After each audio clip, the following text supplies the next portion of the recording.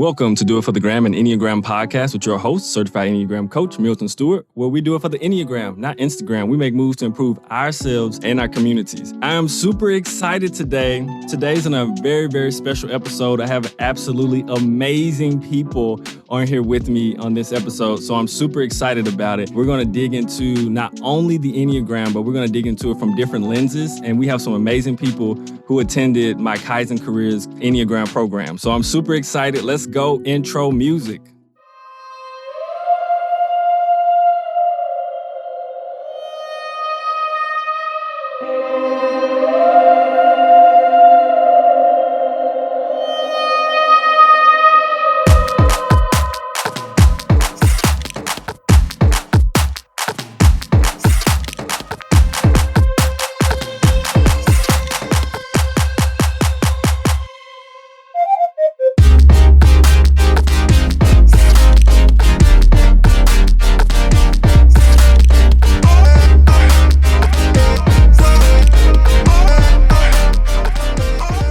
Super excited to announce my new partnership with BetterHelp. This episode is actually sponsored by BetterHelp. If you are struggling, BetterHelp can help. You'll receive 10% off your first month when you sign on using betterhelp.com/doit. So I'm super excited about this partnership that me and BetterHelp have entered into, because in this point where everything that we're doing right now to connect with people is more virtual, it is so important. Mental health, I think that aligns perfectly with things that we're trying to do, things that I want to do, and anybody that I would refer or think that could be potentially beneficial to the audience. And I think BetterHelp is definitely one of them. BetterHelp is basically, it's online counseling or therapy. So you're able to actually get some counseling or therapy depending on what's going on, from licensed counselors and therapists around the country. And you get to be able to get some of that one-on-one mental checkup that you may need. And BetterHelp's able to help you. So just go to betterhelp.com/doit and you'll get a 10% discount for your first month. All right. Here we go. So I want these amazing people to go ahead and introduce themselves to the audience and those listening, because these are people in the Enneagram space and world who are consistently doing their inner work, and they are beasts at really doing it, and they're serious about their work. And I absolutely love that. And I know them very well, and I really appreciate them for being on the show today. So could you introduce yourselves for them? Well, I'm just going to assume that I'll go first because that's kind of our group dynamic. I am Zahra Muhammad Ali. I am a yoga instructor, facilitator, Enneagram coach and mentor and writer located in Orlando, Florida. And I was a part of Milton's Kaizen Career Enneagram Program. And it was great. And now the 6 versus 9 battle. Who will go next? I will. Of course, I will comply. I'm Sophie. I lead with Type 6. I met Milton I was already following his work, and then I got to be starstruck when I met him in person for the first time in Nashville when the Narrative Enneagram did their first round of intensives there. And ever since then, I've been really closely following his work. And I was so excited when the opportunity came to take a class, because his approach is just unique, I think, of all the resources that I've culled through. And I knew it was not an opportunity to be missed. And I was right. Thank you for that. Hi, I am Deanne Smallwood, a school social worker out of Memphis, Tennessee. I am a self-pres 9, been with the Enneagram for about 4 years now, almost, which is crazy because I'm so difficult with it. But it has been a big part of my life, and thankful to Milton for making sure it's a continuous part of my life. Yeah, happy to be here. Awesome. Thank you. Zahra, did you mention your number as well? No, thank you for saying that, because as soon as Sophie started talking, I did that thing we talked about where I'm like, oh, I went first, but someone said something I should say. I am an Enneagram Type 2. I am a 1-to-1-2. And I know Milton through the first Enneagram coaching training. I think both of us did. Yep. Yeah. I have seen him grow, and I really think his work is just quite brilliant. If you know Milton, he's done a lot of different trainings. So he has a lot of different lenses to provide you information and understanding from. I appreciate that, y'all. I appreciate that. I'm hoping the listeners really get a lot from you all on your work as well. your own personal work from your type structures. And so if you don't know, the Kaizen Complete Enneagram Program is a certification program on the Enneagram. And so it's a 12-week program that I teach, and I started the cohort this January. And these wonderful individuals I have on here were part of that first group. And they did some really amazing things in it. And so this group was so tight-knit. Oh my goodness. They came back one of the sessions and was like, well, I think maybe you should have gave us a little bit more, something more difficult a little bit. And I was like, okay, then I will step my game up. So this group did an absolutely amazing job. And I really wanted the audience to be able to hear from different types of their experience with it and actually working with the Enneagram in community with other people. So the first question is, what did you discover about yourself and your type structure through the KCEP program? I think I discovered, and allow me to go first, that I will find comfort in anything, any way that I can. I mean, like even discovering that I had found comfort in my growth. So it was kind of a shaking moment. Like it shook me to be like, dude, you're not done. But yes, you can say that you've come far and find some type of comfort and peace in that. But at the same time, like you got to keep going. Yes. And I agree. I like that you described that this insight kind of shook you at some point. And I feel a somewhat similar. For me, I guess it's more like there's a specific, I can't remember what we were talking about, but it was during one of our either breakout rooms or assignments where we were meeting up between class outside, and we were going through whatever the question was. And I said something that I'd never articulated before that just like stuck in my brain ever since. And I've just been just teasing that out. And it was ultimately one of my greatest fears is my power, that I know that I'm powerful. And especially as a self-preservation 6 with the sexual instinct repressed, that whole strategy of disempowerment is in recognition that I'm like, if I let this out, who knows what I'll do? Who knows how much I can accomplish? Who knows who I might hurt? And when I would stop, I feel like I could just go forever if I let it out. And that's been a big thing that I've been sitting with. Powerful. Zahra, what about you?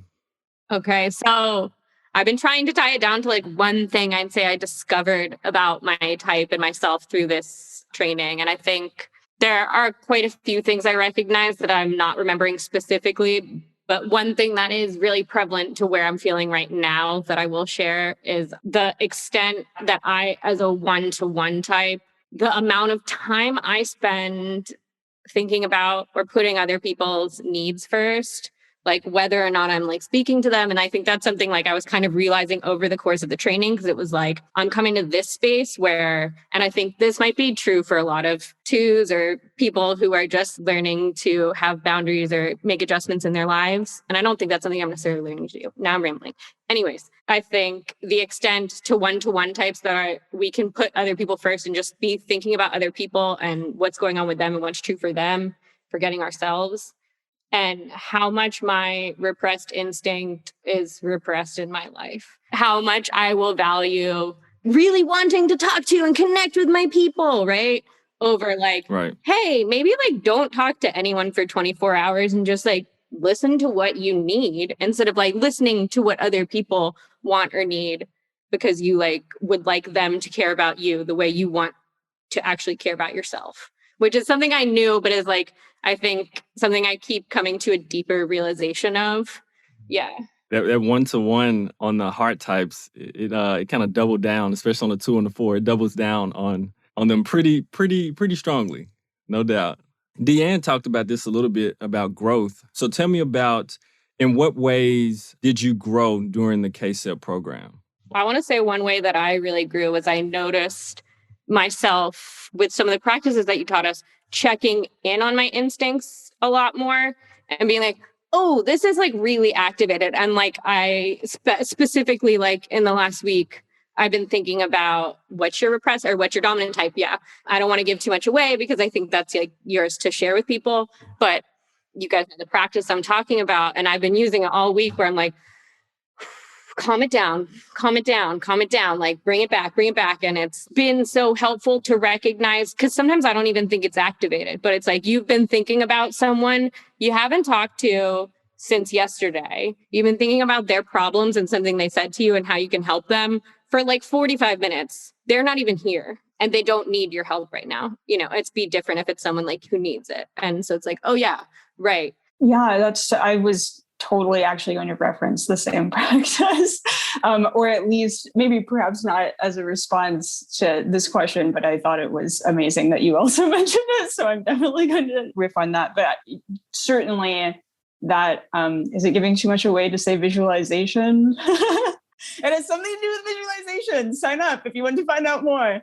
And yeah, it's very practical. It's very simple. And it's very, honestly, somewhat like humbling. And like you will just shake your head at yourself to think like, wow, this is running so much of my life. This dominant energy from the instinctual center is just, I am getting dragged behind it.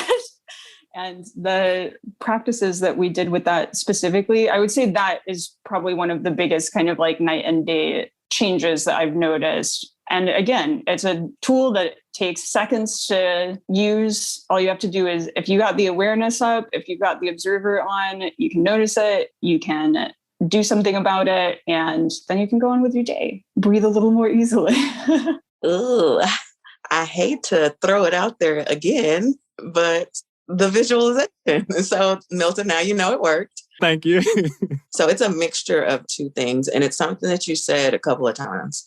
And I feel like I really didn't hear it until towards like the end of our course. And I'm probably not going to articulate it the way you did, but I know what it has done for me on a daily basis. But this idea of like, I am peace because I create peace. And so I kind of get into that mindset every day before I go to work, every day before I tackle anything. It's so cool for me to use that to tap into my visualization. And then because I'm so present, y'all, I can like feel it in my body. And it blows my mind every day. It's become almost a habit, but it still just blows my mind every day, like how it really like guides me through my day. I appreciate it. I wish I could see your smile when you were like talking about that. Those are the things that are so awesome. Like when we have an experience inside of yourself, you can't always use words to describe them. We try to describe everything, but you really can't describe experiences necessarily. We can try, but sometimes it's not words for it. It's just like, you know what? That was, So thank you for that. Well, I'm glad that one works. And what's really important for people to know, like in the KCEP program, like working with instincts is very important. I think it's looked over in most places, a lot of places in the Enneagram space and world. But that's a big focus because I think it runs our day way more than we even know until we become truly aware of it. I'm definitely glad to hear that. Well, I appreciate that, all y'all. Tell me this. What would you say is the most challenging part of the KCEP program? You want to meet besides getting all the homework done? I was having similar thoughts. I was like, I don't feel like we can talk about it. That doesn't apply. That's not really at the meat of the question to me, but also on a practical level. I mean, just being honest. We all had vivid re-experiences of our academic formative years. It's like, I like doing these assignments, but also there are so many of them. Right. And then we're in a pandemic, right? And trying to live your life. And then being in this program that is rigorous on purpose, you know? And I have people coming back like, you know what? That was quite a bit, you know? You can... So I appreciate the feedback. But yeah, like the rigor is real. Yeah. And I was going to say, like, as that being, I mean, like, I don't know that was necessarily the hardest, but I think that was one of the harder parts of the program too, because it was like, you were never leaving an assignment being like, why the did we do that? But like, why did you do that? Every time you're leaving, you're like, oh man, I didn't realize that. Or, oh my gosh, this is a whole new perspective to see this at. And like, that's really challenging to the ego. You know what I mean? Like DeAnn was saying, like we get comfortable with our growth and like, yeah, I like this amount of growth. This amount of growth is like, you know, comfortable. I can stay here. I can keep doing this. But with the homework and the challenging stuff, it's like, oh, I don't want to look at like where my pride is coming up in my everyday life. You know what I mean? Like, obviously, yes, I do, because like, hey, that makes me like a better version of myself where I can be like more humble and more present and more authentic and like really genuinely help people. But also like my ego's like, I don't want to do that. It's hard. So I would say, yeah, like the homework is kind of hard. Like having to show up and be present every week is hard. Because I think it's at the beginning, it's really exciting and really fun. And, you know, you're like pumped to do it. And then as the weeks go on, you're like, this is happening in life and this is happening in life. And, you know, it's like life doesn't stop when you start doing something. So I think the hardest part for me was keeping on top of everything, not because I felt like I had to, because I'm going to get a grade, but because I want to, because like I want to grow and I want to challenge myself here. And even though this feels difficult and hard, it's like worth it. Everything you said was so beautiful and on point. So I'm just like, mic drop. Thank you for speaking for the group as always, Zahra. We just tapped into each other's minds. No, that truly, I do love, as usual, and like you just found the nugget within our initial kind of like lighthearted, humorous answer. And it made me realize, I'm like, to be completely transparent, I myself have technically not completed the course yet. I'm sitting at like 87%.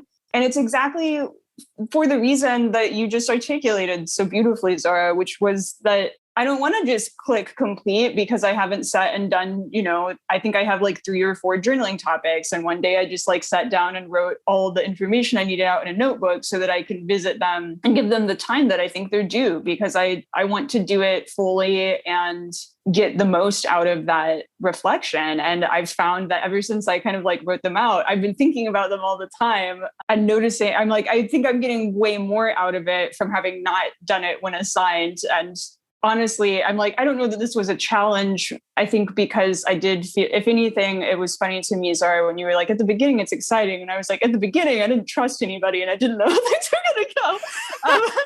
And then it reversed from almost instantly too. And I think this is a potential challenge that I didn't experience, but if any one person had decided not to really just bring their full, honest self, the experience would have been so much different. So that's a potential challenge that I think we avoided, but it does put a little bit of, you know, like you want to not be that one person that, that drops the ball that week. And I found that almost instantly, probably by the 2nd or 3rd session, we were so comfortable with each other that wasn't an issue for me, that I, you know, no matter where I was, I felt comfortable showing up to class at that level. No matter what I had gotten done, I felt comfortable being there and being honest. You know, like how many times did we have our first breakout group and say like, did anybody do the homework? Let's just make something up for or share to the class. And it was always, you know, we always still got something out of it. I think it was a little bit challenging, or would have been more challenging in the past, I think, for me to make the decision to not do homework, probably because of, like, as I would often say, like a Sophie of the past might have really struggled with that. But I think because of the comfort level with the group at large, and then also with you as the facilitator, it was not difficult for me to be like, you know what? I think the thing that actually is going to make me grow this week is to not burn myself out trying to get everything done. Like that's the real growth edge for me, is to own my inner guidance, which is saying like, do these 2 and don't do that one. And, you know, be willing to say that to Milton's face if he challenges you on it, because you know he's not going to. Oh, that's awesome. I would say the biggest challenge for me, and Sophie kind of touched on like what ended up being a great part about it, but for me, it was loving to learn, but also being in a program where you're learning about yourself. So it's like every day or every class I learn something about myself, and I'm focused on that. And so I'm like, dang, but I'm focused on this. So I can't pay attention to like what this looks like for the 1, the 2, the 3. And, you know, I would like be trying to force myself to be present without like thinking about this huge bomb Milton dropped on us. And like, so trying to do all of this at the same time. But the cool part about it, like Sophie said, the trust and the comfort that grew, because if you think about what we're doing, like I'm not the only one experiencing this. So everybody else is like trying to pick their pieces up while listening to everybody else's piece. but that comfort and that trust, we were in a place to share it. And so I still got to learn about what it looks like for the 2, the 3, and the 4. So it was a challenge in a lot of ways, but also it was a challenge that presented something good. Thank you. Yes, I see people are snapping on here. So tell me this. This just popped up. This came up for me. Tell me about you all's group dynamics and the support that you had with your group, because your group, like, I'm talking about super solid throughout. Like, it's the mesh. Y'all meshed so well. Tell me about y'all group dynamics and support that was like in y'all group. I mean, the first sentence that like came into my mind, I feel like this is so stereotypical, but I'm like, I would die for them. No question. I'm like, these are people who I'm like, I support what they're bringing to the world and the work that they're doing on themselves so unquestioningly, that I'm just like, if they needed anything, I would be there. And the truth is that I'm like, they carry me all the time. It's how I always felt showing up to class. Like, they've got me. Which is why I'm like, that's the teeter-totter, of course, that it's like, when I feel that supported, then of course I'm like, I will escalate this to the highest level possible. I'm like, if the world descends into anarchy and either of them sets up like a kingdom, I will be there on the front lines for them. Yes. That made my eyes water. Yeah, no, I was like, dissociate from this a little bit so you don't start bawling. I'm just watery-eyed enough to be caring and not, try like fully sobbing about how much I love you both. But really, each of us is really committed to our own work and where we are, and we believe in what we're doing, and we really support each other and believe what each other is doing. And I think there is something about being in an Enneagram group and being in a group where it is specific that you guys like, hey, every week we're going to talk about how our egos are messing up our lives. And there is space for real honesty for that, because there's no judgment, because you can come and say like, oof, like I did this thing this week, or, I'm really stuck in this thought, or I can really see this emotional habit playing up for me right now. And for those other people to first and foremost understand what that is and be working on that in themselves just creates this really beautiful and wonderful space for openness, for connection, real authentic relationship, to take place. And I also am just really grateful that, like, I don't know if this is necessarily has to do anything with it, but like, it's really great that our group was like one head type, one heart type, one body type, where it was like, we kind of balanced each other out in different ways. And I'm not saying like, you have to be one of each group for it to be a good group, because that's not true at all. But that was one thing I really loved, is we really were able to get this perspective of like what it was like for each to kind of see the world through these different centers. And that created a lot of space for connection and love and understanding and just, the Enneagram in general. Someone please take over before I talk. Love to hear you. Love to. No, wow, like both of you touched on big things. But I think for me, it's really cool because they are in 2 different centers. It's like I got what I knew and I got what I needed from being in a group with both of them. So you guys can hear them talk. So you kind of know, like, my mind was always blown. But I think listening to Sophie, she kind of gets me there, because she speaks in how I know, and like she speaks in what I know. And so that's really cool, because I can just zone in and just tune into everything she's saying. But then she gets me to this place. And then when Zahra starts to talk, she talks from a place of feeling. And that's something that I need. That's an area of growth for me. And so Sophie pulls me in, and then Zahra gives me like the rest that I need. She puts like the cherry on top.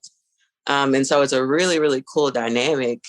I think I knew there were so many different times I knew like it was real, but I know for one time with Sophie, we like logged on, and it was almost one of those days where it's like, I really shouldn't go to class because I'm just in a place and I'm not going to get what I need to get out of it. And I'm probably going to give people poo, but came anyway.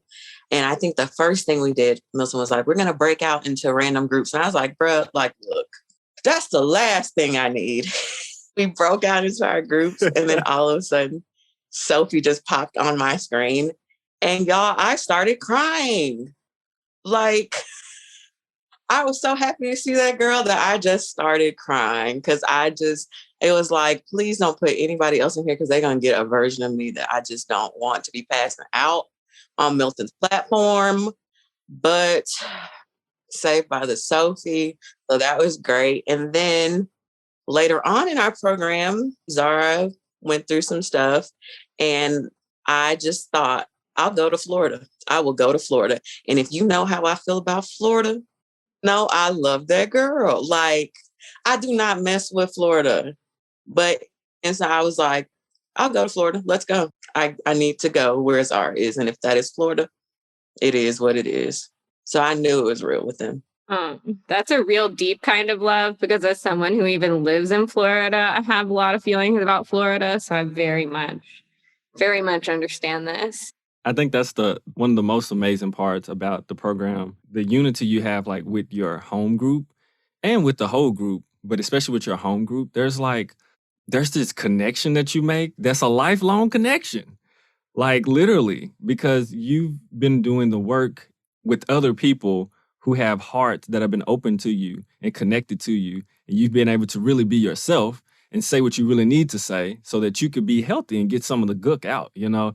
So like, I am extremely excited. My heart is super warm because of like the connection that y'all like actually really created in the work that y'all were doing. You know, it was like one of y'all may text me like, hey, such and such, I'm working with such and such, we'll do that. And I was like, oh, okay, I didn't even know. Such and such gonna be late. They're on their way. Like, okay, all right, cool, appreciate it. And like, it was a covering and a connection that everyone had. And we did this virtual, y'all. We didn't even show up in like physical person. We did this virtually, right? And y'all have a connection as thick as, I don't know, thick as thieves, as they say. It's like super thick. So like, that's absolutely amazing. I love that about it. So next question is, what was the most rewarding part of being in KCEP? So we have to talk about something other than home groups now then. You can fold it over in there because I know that part was probably, as all three of y'all spoke, you could hear just how amazing it was. Yeah, well, first and foremost, I will obviously say home group. I loved our whole group, and it was really nice to connect with everyone. And whenever we were in random groups, it was never like I felt disconnected. There was always able and space to connect with others. But yeah, having the same home group over time and watching each other grow, that was really rewarding. Me as a two, I really like seeing my people, you know, doing their thing. And I'll say the most rewarding part for me is the level of like growth. Okay, because as Milton and I, we've done a lot of trainings where it's like for the weekend or for the week or for 5 days. So if we've done these things where it's like you're doing them and they're intensives, right? But there was something very rewarding about coming back to the same group every week and the same people and the same routine and looking at how we have grown and looking at how each other have grown and like, you know, seeing the growth through our peers through this group, I think was really rewarding. And like, getting to implement practices because we're doing them every week, because we're talking about it every week, where things become ingrained and things feel more natural as a process, as opposed to like, I feel like when you go to intensives, it's like, yeah, I'm going to be like this forever. And I know myself in such a deep way now, and it's going to be so great. And you go back to your everyday life and the people in your life are still the people in your life. Like they didn't go to this training. They don't know all of this stuff about themselves and the world and each other. Like you've taken the time to understand in a weekend. Like when you're doing it consistently over time, I think you really see the integration in your life and it becomes a way to make it more sustainable, which I really appreciate. Finger snaps. I see fingers snapping. The sustainability, I agree. And it was very surprising to me to learn that initially this whole concept for KCEP had been like short time frame, traditional intensive style teaching. And I was just like, Milton, listen, I remember on our last night, our power was out, and I was like sitting with these candles on either side of me with my sister who is also in the program. And we were like both looking at a phone screen. And I was like, look, Milton, you have to keep some version of this that does the 12-week, because it's so different. Not that, and I'm like, there's benefits to both styles, but it was something that I had never experienced before. It was kind of like this, sometimes it did feel like a heavy commitment, but heaviness isn't always bad. It's not like something restrictive. It's like the reason that we like to sleep with blankets on, because it makes us feel like safe. And I'm like, probably. I see all the self-press nodding. We're like, yeah, blankets. Self-press party here. Love me some blankets. Yeah. It was like, I'm really choosing this for me and for the people in this group. And especially to be doing it virtually, to be only knowing each other in this strange, like, other dimension of the pandemic context, where we were then also like coming out of these heavy real world events into this realm where it was like, let's work with this gently and lovingly. Like we had huge events happen during the course of this first class, like the snowstorms come to mind. And we had people who called in from hotels in Texas to attend class. And I'm like, if you want to understand the level of commitment that people brought to this program and what awaits you should you choose to venture into this lovely offering, that's what we're talking about. And it's because the benefit of being there was so great that I'm like, it was a form of healing for people to be here. And I certainly felt that, even though, I'm like, I didn't have anything quite as extreme happen in my experience, but even if you have a crappy week, like that anchor of, at least I'm going to have class this Thursday. And that's going to be my chance to it's a forced slow down. And it built a habit, like the first Thursday that we didn't have class, my body wanted to be here. It felt weird. It was like, what's going on? I guess in general, since too long don't read, the community for sure is the thing that I feel like was an amazing takeaway. Definitely. I agree. The community, I think, of like two big rewarding parts. And the community was definitely a big one because, for some people, their Enneagram community might be large, and some it might be limited. So just being able to be around people, even if it's virtually, that know the language, that use the language, and you don't have to like stop and explain why you're saying something. And, so it's definitely that sense of community there. And it kind of takes away some of the layers. Like I don't have to explain what it means to be a type 9. I don't have to explain this part. I don't have to do this part. So just being able to just move forward and go in that. And so that was really cool. Because I feel like I don't get that very often, even though I be trying to pull my friends in. They're just a little difficult like me. But, and I think the other rewarding part of it, so I look at the course as a whole, and Milton did a really good job of like really encompassing like what the Enneagram is and like to do. So like that self-awareness, how it looks like with you in general and like with other people. And then like, what do we do with this self-awareness? Because I think like if I know all of this stuff and like, that's great, but like, what's my next step? And Milton was like, oh, this is it. Like, here you go.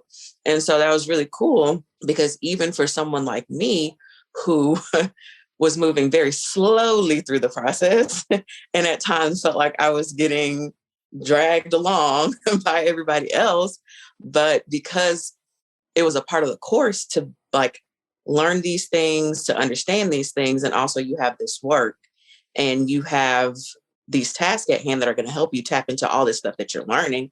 So even if it took me weeks or two after what we were talking about, or weeks or two after the course, like it was made available to me because Milton built this course with so much intention. And so of course, yeah, I arrived to the party late, but the foundation I was given and like all the stuff that came along with the party, like I could still enjoy myself.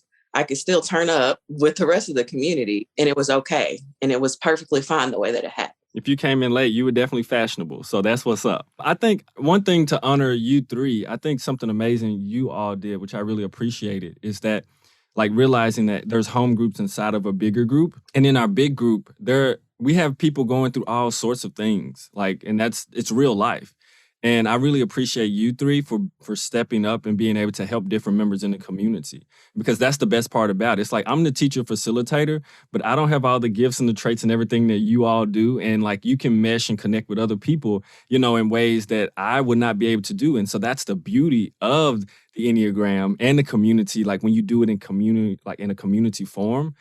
So I want to thank all you three for that, because y'all, literally all three of y'all, really stepped in and helped different people at different times, including each other. But outside of your home group, y'all really, really helped in some areas. So I really thank you for that. Definitely. Awesome. So now I have a few questions that are a little bit outside the program, because I want people to hear a little bit from your type structure, maybe what you're working on or what you're doing now. So my question is, we're coming out of this pandemic slowly but surely. We're coming up out of this crazy thing, right? So how has your type structure shown up in healthy and unhealthy ways during this pandemic? Does your workplace stink because the culture sucks? Are you tired of tolerating people and wish you could all work together cohesively? Does going to work give you instant anxiety? If you say yes to any one of these, you should probably quit your job. But since you aren't going to quit your job, you should call Kaizen Careers. At Kaizen Careers, we are all about improving personal and workplace performance. We use a unique tool called the Enneagram. The Enneagram helps individuals and organizations become more self-aware. That self-awareness lends into helping organizations with communication, leadership, and conflict management, ultimately turning self-awareness into self-mastery and creating healthy workplace performance so you can improve your services and bottom line. You can reach Kaizen Careers at kaizencareers.com or 901-334-1644. All right. Well, I'm always happy to talk first, and I do have an answer for this one. So I will say unhealthy ways my type structure has shown up during this pandemic. I will say, like, it has been where my type structure will be reaching out to other people, particularly friends and family and stuff, and be like, oh, let me check in on so-and-so. Got to make sure they're okay. Let me make sure. Because what I'm actually doing is, like, I would like people to check up on me, but actually I am not checking up on me. I'm reaching out to other people, hoping that if I keep checking up on other people, they'll check up on me. And I noticed I was doing that a lot in the beginning of the pandemic. And so that's one way I've noticed. I had to do it today, where I was like, you're feeling really anxious, and you really want to just call someone and see how they are, but like, you don't want to see how they are. You want them to ask how you are so you can talk about your day. And it's like, well, what can you do instead? Like, maybe can you go like write about it in your journal, or can you just like go put a voice memo on and just like talk for 5 minutes straight and see like what you like or whatever, And I think, so that's kind of healthy ways that my type has been showing up as well, is that when I notice these things are coming up, because I've had a lot of time alone, because we spend quite a bit of time at home now, that I've had a lot of time with myself where I'm like, no, like I have to check in with me. And so I think that's one way I've really noticed myself showing up for myself more, even if it's like, I keep having to do it in different layers of my life. Sorry, do you have a like high side story to balance it out, balance the scales? Because I'm like, I know that you've probably been some people's freaking lifelines. See, okay, this is where I think I'm struggling, is because high side of 2 and supporting other people to me I don't even register that as stuff I've been doing. So you're like, oh, has it showed up nicely? And I mean, I guess it's been learning how to be a better friend and like actually ask people what they need, and like and drawing boundaries with other people where it's like, hey, I cannot do this, but I can do this. You know what I mean? Like, or I can't do this now, but in 2 weeks, yes, I can. I feel like as a 2, part of me wants to talk about how supportive I've been to my friends and how much I've done for people and things I've done, but like, I truly think, and I think for 2s, it's really dangerous to talk about how you help other people. I know there are ways that I help people that is not selfish. It is like not pride motivated. It is not ego motivated. And I feel like I do it quite regularly, but bringing any kind of awareness to that feels real quick, like I'm going to puff my chest up and show everyone how great I am, which is like kind of gross. Pride is, I think, the hardest thing. And for twos who are listening to this, who have pride, or maybe who don't acknowledge they have pride, you do. We all do. We have it every day. Literally, I got into a fight with my friend a couple of weeks ago about like something really, not a real fight, but like a little thing. If it was something so stupid. And she was like trying to explain her point, and I was just like not willing to hear it. And then she was like, look, I feel like I'm trying to understand you and I'm trying to connect with you, and you're just like really like not hearing it. And I was like, I just started crying, and I was like, dude, this is pride right now. I'm feeling such effing pride right now. I'm like, it opens up a space for so much more connection and love and reciprocation for other people. So if you are too struggling with pride, it's okay. You can be wrong. Be wrong. Be super wrong. We've been doing this for so long that I don't even know the difference anymore, which I'm not happy about that. I will say it was like, I'm self-pressed, so y'all want me to do what? Okay, I'm going to do that. That's great. And it wasn't really a problem. Like, I felt like I was shining. I love that. Inside, I'm by myself. I got my space. It's how I want it. This is good. And people cannot get to me because we in a pandemic. So you got to be on your own and I got to be on my own. And that was lovely.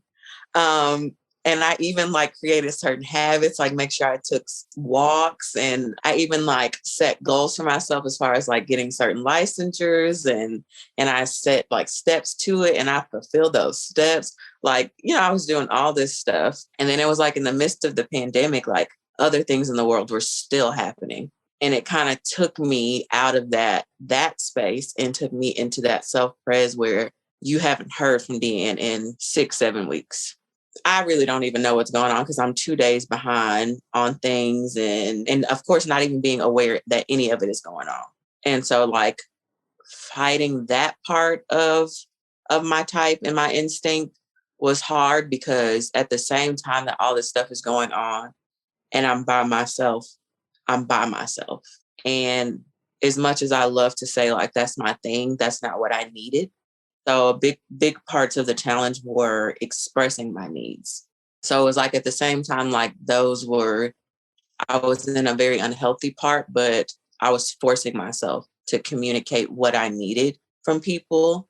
And it may have happened maybe 3 out of the 6 times, but that's like 2 more times than usual. So challenging, difficult, definitely some unhealthy parts, but there were some parts where it was like, I am giving myself what I need.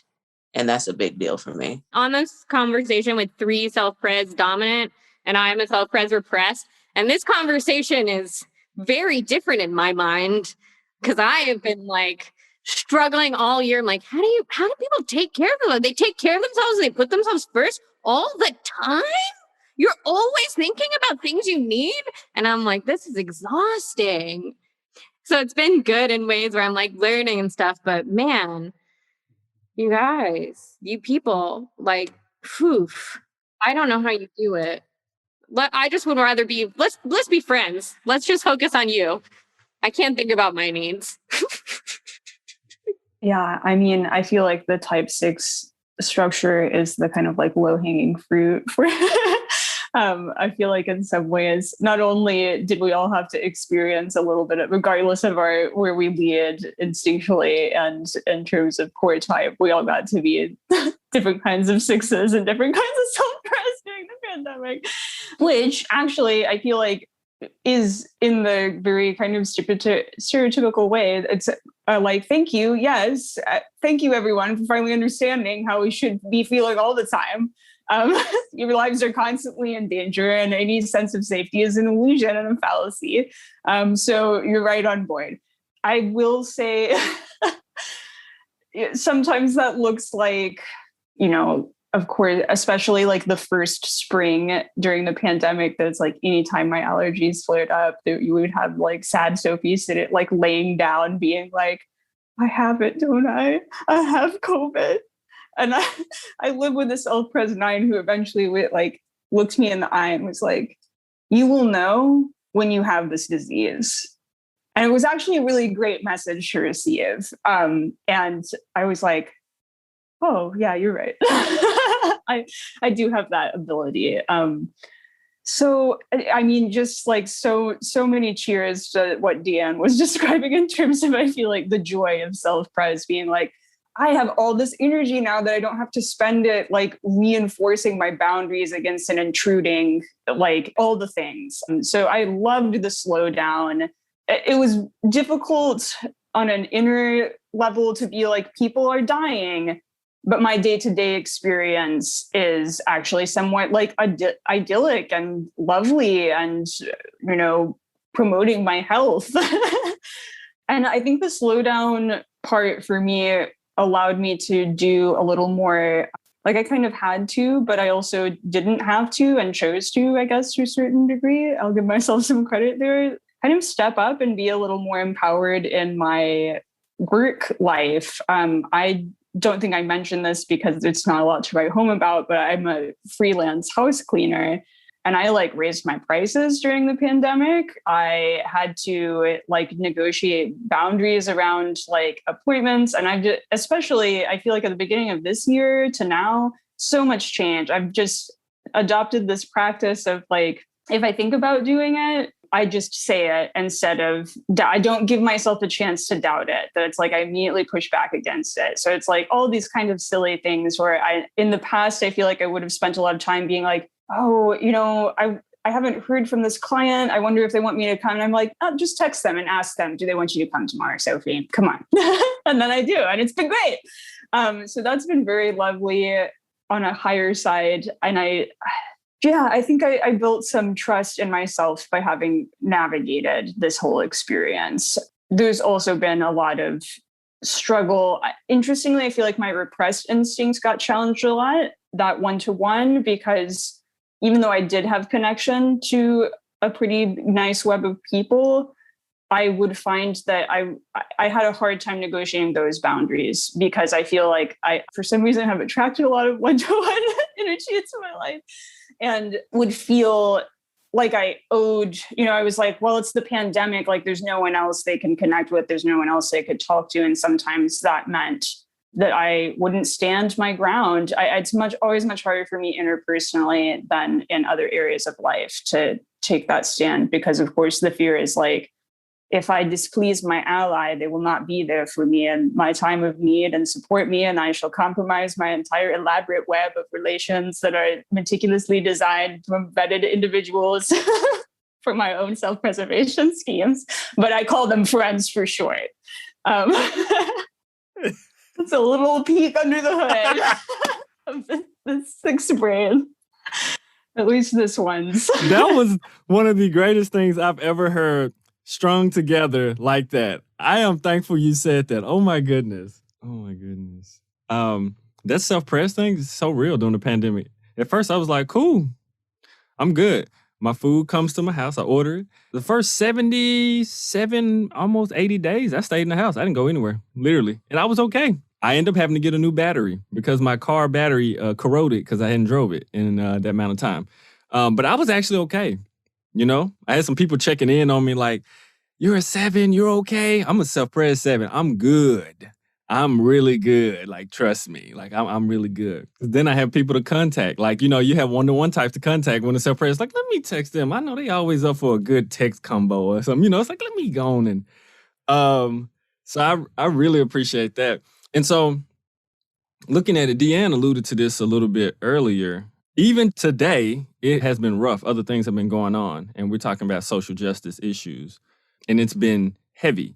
So during the pandemic, as your type or your instinct, how has the social injustice going on impacted you, and how have you been like coping with it, working through it, and what things are you doing to, you know, further combat this unfortunate systemic issues that we're having in our society when it comes to police brutality? That's the biggest thing. And then white supremacy, right? So what are some things from like your standpoint of what you're doing or what you're working with and how you cope with it with your Enneagram type and your type structure? So I think a big thing is I'm a 9, so like anger is huge. Ooh. So it has taken me on this wild ride, but honestly, truly, it's like at first it was like, okay, I know I'm angry, but like everybody's angry, like, so it is what it is. And I used to, when it first started, I would see myself in anger as like a Dr. Jekyll and Mr. Hyde type situation. Like it wants to come out. And I'm like, no, no, no, it's fine. Like, because we need to be like level headed about these things. Like you need to preserve your peace. And then as things went on, because they just kept going on, it went from a Dr. Jekyll and Mr. Hyde to a Bruce Banner and Hulk type situation. So it was like, instead of these things like peeking out at me and it coming out sideways and me like almost exploding from the inside because I'm not letting it do what it needs to do, set it off. And I find out when I let it go and I turned into the Hulk and I was mad. I'm talking about mad as hell, angry, that after a while, I just cry. Because ultimately, like, sure, I'm angry, but I'm heartbroken. Like I literally feel like I'm breaking because I'm so hurt.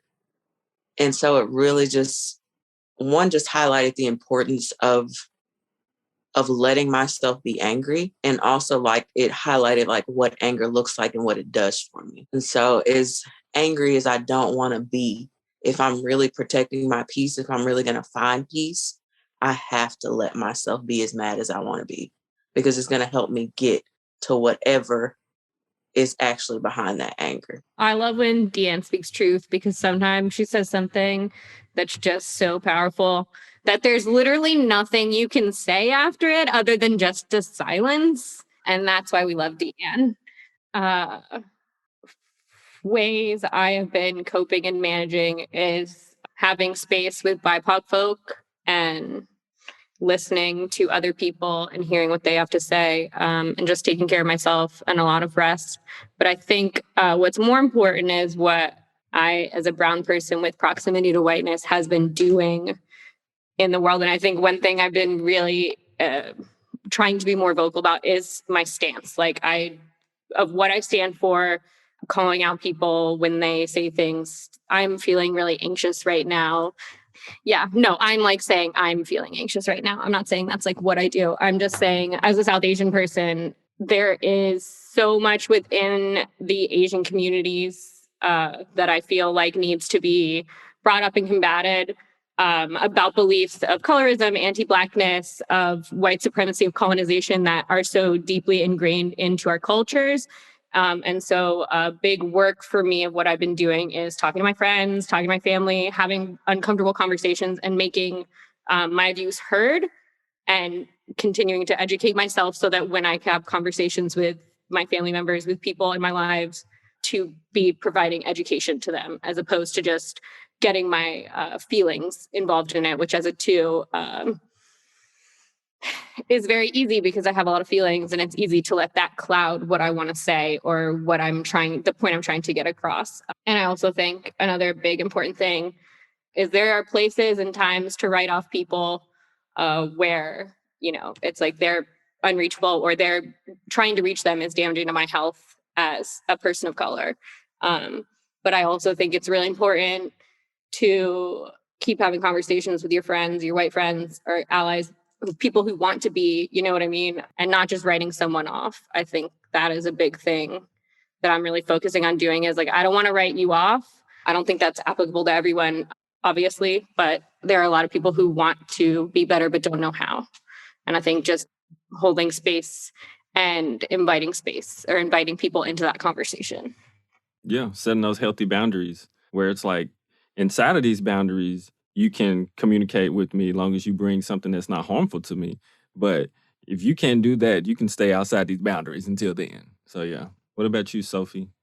Yeah, well, I think it is important to state, especially since this will be audio, like I am the one white person on this call. I am really grateful to have grandparents who are not from the United States or from North Africa. So I am I feel like that was a huge advantage in terms of being open to, like, being very aware from a young age that monolithic white experience was not my experience. I have white privilege. I have a white body that will not activate the same type of reactions from law enforcement or even like stores clerks. I'm like, it's immensely visible to me in that way. There have been a few instances where I'm like, I don't know what the conditions were, but especially one of my other sisters who runs into issues where people will just I'm like, we don't always really know what's behind the prejudice, but has had kind of seemingly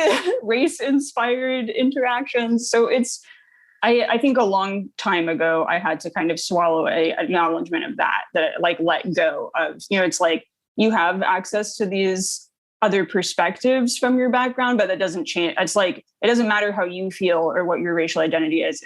Whiteness is about how people are reacting to you, Sophie.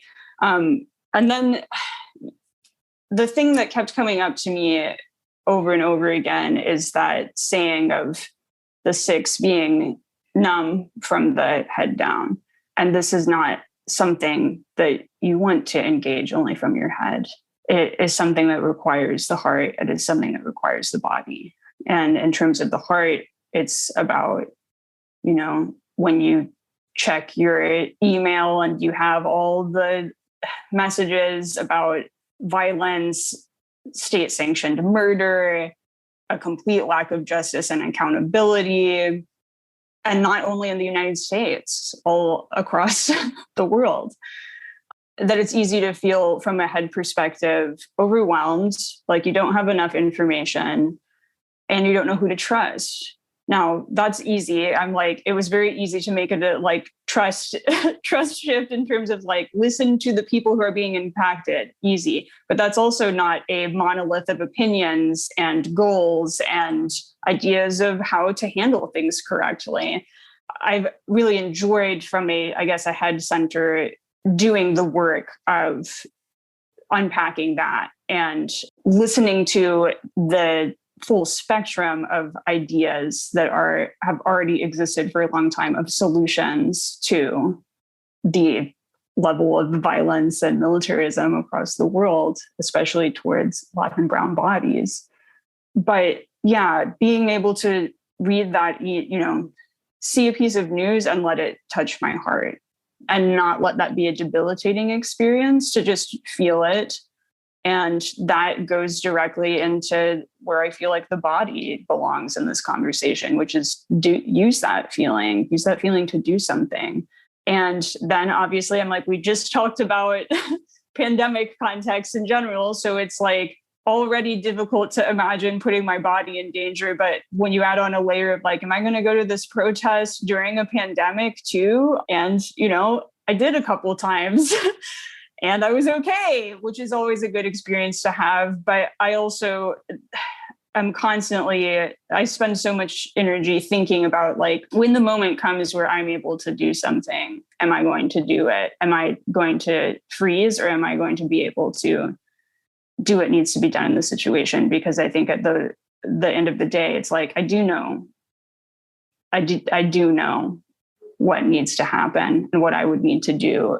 Even if it was something small, I'm like, of course I escalate to the extremes where it's like, are you going to be able to, like pull over and film something on your phone? I'm like, this is the type of thing I think around when I'm like driving around, experiencing my day. But it's also like being prepared to push back against a friend who makes a comment that's casually uninformed, even if it's not overtly racist, to be like, okay, but let me push you a little further. And it's also recognizing, I think, again, as all of the head types to some degree probably struggle with not having all of the answers, and the fact that it's not really an issue where you can have all the answers and you can't anticipate what is going to happen. Thank you all for sharing. I appreciate that. And I've appreciated getting to be a part of these conversations and home group, especially. And I've learned a lot from your experiences and felt very grateful for that time and energy that you share with me. And Sophie, you said 2 things super powerful at the very beginning of this, and I don't even know if you realized it. When we first came on, you said, I would die for these 2. That was one thing. So you said, I would die for these two. And then the other thing you said is, my greatest fear is that I'm actually very powerful. And so that right there is so impactful for you to say. Like, that is like powerful. And I have no doubt, if it ever comes to that time, we pray it doesn't come to something drastic, that you'll do what needs to be done, you know? So, gosh, I love y'all. Oh, ooh, I'm gonna get in my feelings on here. Okay. Just a few more questions, because they didn't know that part was even coming, by the way, but it just kind of led there, and I really wanted to hear their perspective, because the way that they live their lives is ways that honor humanity. A lot of times when we don't make sure that we are doing things that are for humanity, meaning that we explore inside of ourselves so we can do service for outside of ourselves to the world, we are betraying humanity. And that includes ourselves. Like Dr. E says, Dr. Egerton, who's, I would say, probably leading the way in the Enneagram space for DE&I plus Enneagram. One of her things is that it will show up to your door no matter who you are. Like, even if it's not affecting you right now, it's going to show up to your door. Whether it's your son, your daughter marries somebody from a different race, whether it shows up at your job somewhere, it's going to show up. And so the thing is, because we're all humans, we're all in this thing together. When we honor humanity, we can make a difference. And so it's very important that we actually really be talking about these issues and understand how they impact us. Because the pandemic and actually dealing with these issues, I know for goodness sake, it was rough on a brother. Like, as a 7, my personality type didn't want to deal with it. It wanted to, it got the flee part of it. It wants to be like, nah, not really, But there were days where I couldn't get out the bed. And I know I've texted, I know Zahra, I know she got texts. I was just like, she was like, you okay? How you doing today? I was like, I just didn't move. Like, I didn't move. I wasn't sleeping. I just could not move. My body was just that worn out, that heavy, that tired. So it was a lot. So just making sure that we are making sure we're checking in with these things and then checking on each other is so important in this space that we're doing this work. I want a last question that I want you to answer, and then I want you to talk to anyone who may be on the fence about possibly joining the KCEP program. Because I got people, because it's limited slots, and people have to understand, because it's not going to be super big. It's going to be 20 at max. And to me, that's almost too much, because like I want people who are dedicated, who are serious about doing the work and working with each other. The first question is, I want you to, let's see, is it actually a question or a statement? No, it's actually a statement. So I want you to kind of tell someone who is of your Enneagram type structure, like, what is one piece of advice you would give to them, period, based on your own journey, okay? Say they haven't made it to where you are in your journey, and say, what's one piece of advice that you would give them, okay? And then the other one is just, like, talking to someone saying, like, if you're on the fence, here's a reason why you maybe should go ahead and go over. For any type 2s listening to this podcast, the first advice that came to me, which I've already given on a different episode of this podcast, is you are not nice. I don't call yourself nice ever. You want to be authentic, because being authentic means giving when you can and saying no when you can't, and being okay with that and not needing people to like you. But I want to say a bigger thing for anyone who maybe didn't listen to that episode or has listened to that episode, expanding on that further, is find yourself a community of people who can actually see you. And I believe the Enneagram is really great for this, because as 2s, like Deanne was saying, you don't need the language. The language is already there. Get people who can understand and see you and know, hey, this person might struggle a little bit with telling me what they need. Maybe I'll just double check and ask them. You know what I mean? Being able to have conscious connection where people are going to say, oh, I recognize this is a struggle for you. I'm going to double check with you, Not like saying it's on other people to check on me or to check on 2s or to check on anyone, but just the ability to build community where you feel seen and supported and can actually talk about 2 stuff. Because if you're listening to this, you probably want to grow. And the biggest growth spaces for me, yeah, you can grow on your own, and it's really important for 2 to grow on your own, but to grow in community where people can see you and you can let down the pride that we all feel, you will feel and grow you'll feel a lot better, and you'll grow a lot. And for anyone on the fence about this course, I will say, as someone who's attended a lot of Enneagram trainings, it doesn't matter how much you know or you don't know. This is a really brilliant place. Either it doesn't matter whether you're a first time, whether you've been in trainings before, like this is such a great place because it offers people information at all type levels, or not all type, but all like knowledge levels of the information, whether you're just learning about it, whether you've known about it for so many years. Like I've worked with the Enneagram for like at least 10 years and I got so much benefit out of this, even more than I've gotten out of some of the trainings that I've done. And I will say that's because of Milton's intention and impact of like really putting this whole course together. He put a lot of time and energy and thought into it. And even with creating groups and exercises and everything you do in this course is really hand selected and really thought out.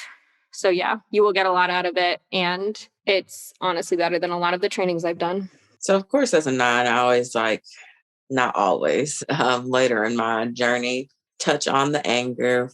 That's big for us. But I think as I'm growing, to be mindful of not just what that anger looks like in a present moment, but what it looks like as far as like the past.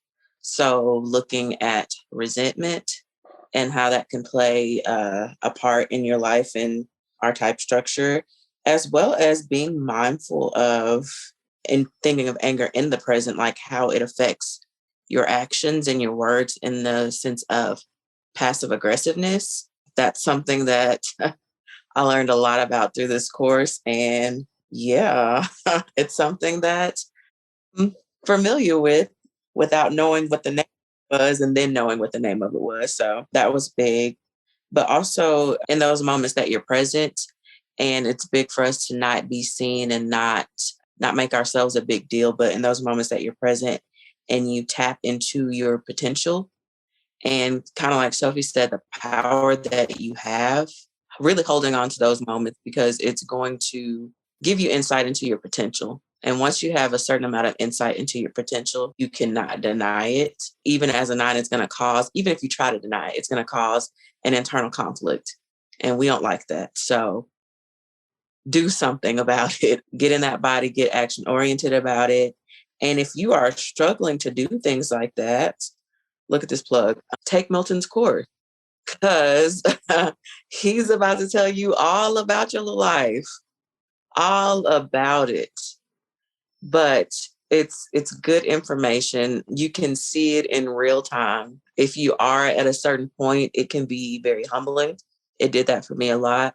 But it also is very nurturing at the same time because, again, it encompasses all the great parts about the Enneagram.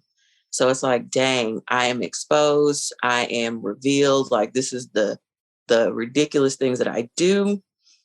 But here is how you address them. And also, like, here's a little bit about where it comes from and why it shows up in your life.